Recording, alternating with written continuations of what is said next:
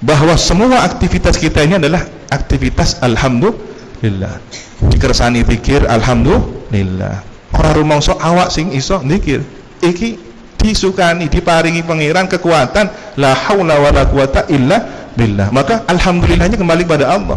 Kadang kita alhamdulillah itu sik rumangsa awak sing gawe iki gawe alhamdulillah aku nek dudu aku ya. Nah berarti kan belum alhamdulillah, kita perlu dialhamdulillah lagi kan. Termasuk bisa hadir di sini karena dihadirkan Allah. Bukan kehendak kita. Undang kiai kadang-kadang sudah positif, ternyata tidak bisa hadir karena sakit dan sebagainya. Ini alhamdulillah saya sampai sul adab kepada beliau. Saya tidak sowan ke beliau. Saya tidak sowan, saya cukup cuma minta waktu lewat WA. Alhamdulillah, karena sudah dihadirkan Allah. Karena sudah connect hatinya antara ayah saya Kiai Faruk dengan kakek beliau, sudah connect hatinya. Ini pembenar saya karena saya tidak sowan. Jadi saya cari alasan ini. Oke, ditambah lagi sulatab ponakan diceluk paman kok gak marah nih ya.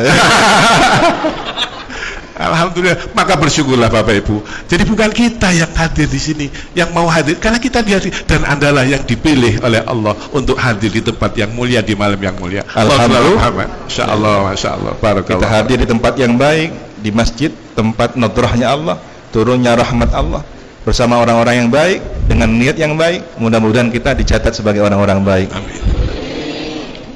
Kemudian dalam kebaikan ini jangan sampai kita lengah ya. Kadang ya, ini terpelesetnya seseorang. So, alhamdulillah aku iso ngaji. Apa ya tonggoku? Sudah banding-bandingkan dengan orang yang sebelum dapat hidayah. Rumangsa awake sing luwih apik teko liyane. Nah, ini kan perbandingan semacam ini sudah hal yang tidak sportif. Mestinya kan aku wis salat koyo aku potongan ahli swarga gitu ya. Jadi merasa dirinya lebih baik. Oh, ini kalau bukan karena Gus Fikri tidak ada majelis lotip lah itu sombong ya. Allahumma shalli ala sayyidina Muhammad. Insyaallah. Ini ngaji hati Bapak Ibu. Saya memang mengawati perjalanan beliau. Beliau ini memang ahli fikih ya, tafsir ya, hadis ya. Tapi saya mengamati perkembangan beliau. Memang beliau lebih masuk ke wilayah hati. Kalau saya pelajari memang beliau, makanya saya milih tema menyambut tamu agung Ramadan Karim, bersihkan hati, karena beliau ini adalah dokter spesialis penyakit hati. Masya Allah. Terutama hati-hati yang merana. Sepertinya Pak Le ini sudah berubah jadi CCTV gitu ya. Orang Ustaz ya. Insya Allah, insya Allah. Bahwa kita dianugerahi, diberi kekuatan, dihadirkan. Ini ada isyarah ketika Nabi Dawuh yufaqihu fiddin, kan begitu. Salaka tariqan ilal jannah. Kita dihadirkan niat ngaji, maka husnudzonlah kepada Allah, berprasangka baiklah kepada Allah, di mana akhir zaman ibadah yang paling, kalau nukil beliau, angel gitu. Ibadah yang paling angel di akhir zaman adalah berprasangka baik pada Allah. Allahu Akbar walillah, Masya Allah. Nah, apa yang perlu kita manajemen hatinya kita lakukan? Bahwa ketika seseorang dibimbing untuk sedang mengaji, yakinlah dan husnudzonlah pada Allah bahwa akhir kehidupannya akan husnul khotimah. Amin, Allahumma amin. Tetapi dengan catatan jangan ditambah yang tadi koyo akur gitu. Nah, tetapi bagaimana yang lain kita ajak, muka-muka telurku sing turu ngaji, melok ngaji. Amin, Allahumma. Nah, begitu seharusnya kebersamaan, bukan kita yang paling terdepan, tetapi bagaimana membersamai. Kita tidak diperintah kunu shadiqina, tapi wa kunu ma'as shadiqin, menyertai wong kang soleh kumpu. Ini sebenarnya konsep yang perlu kita sadari. Kalau bersama, tidak ada yang rumangsa paling terdepan, tetapi bersama-sama. Maka sistem pendidikan Rasulullah suhbah, ashabi, sahabatku, tidak mengatakan murid, atau meskipun itu dalam pendidikan adalah murid, tetapi suhbah, persahabatan. Nabi tidak kerso ketika jalan sahabat di belakang, enggak, di samping. Bahkan kadang-kadang Sayyidina Abu Bakar disuruh ke depan, sahabat yang lain suruh ke depan, Nabi di belakang. Inilah pemimpin.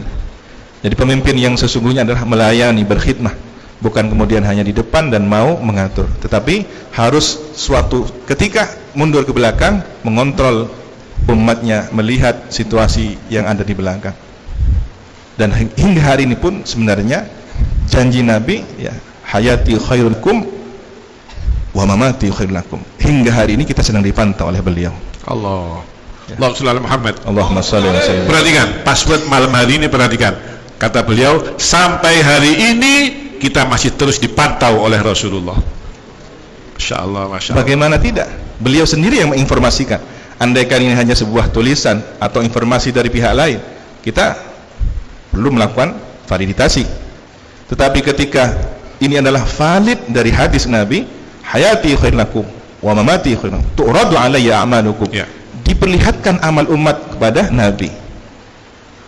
Jadi syairan saben malam Jumat itu ada dasarnya. Ahlul barzah melihat kita. Bagaimana kalau kemudian orang tua melihat kita? Nabi adalah orang tuanya umat, lebih berhak untuk melihat anak-anaknya, cucu-cucunya umat Sayyidina Muhammad SAW. Ketika saya Nabi ingat, Gus, itu hadis yang tadi, mamati khairul lakum, monggo sambil diunjuk. Hidupku baik untuk kalian dan matiku juga baik untuk kalian. Sahabat bertanya, bagaimana mungkin ya Rasulullah, engkau wafat kok masih baik? Setiap amalmu dilaporkan kepada aku. Kalau amal umatku baik, aku memuji kepada Allah. Kalau ada amal umatku yang tidak baik, yang dilaporkan ke aku, ada yang ahli maksiat, ada yang ahli ini, tidak sholat dan sebagainya, maka aku yang minta ampun pada Allah untuk umatku. Saya masih ingat hadis itu. Aku yang minta ampun pada Allah untuk kelakuan umatku yang tidak baik. Jadi kita baca rotib, Rasulullah melihat, kita keliling dari masjid ke masjid, baca sholawat, Rasulullah terus memantau, dan alhamdulillah Rasulullah tersenyum bahagia melihat kita. Dan kita bersyukur, kita insya Allah bisa membuat Rasulullah bahagia. Makanya amin, saya yakin majelis ini adalah majelis yang barokah dunia akhir.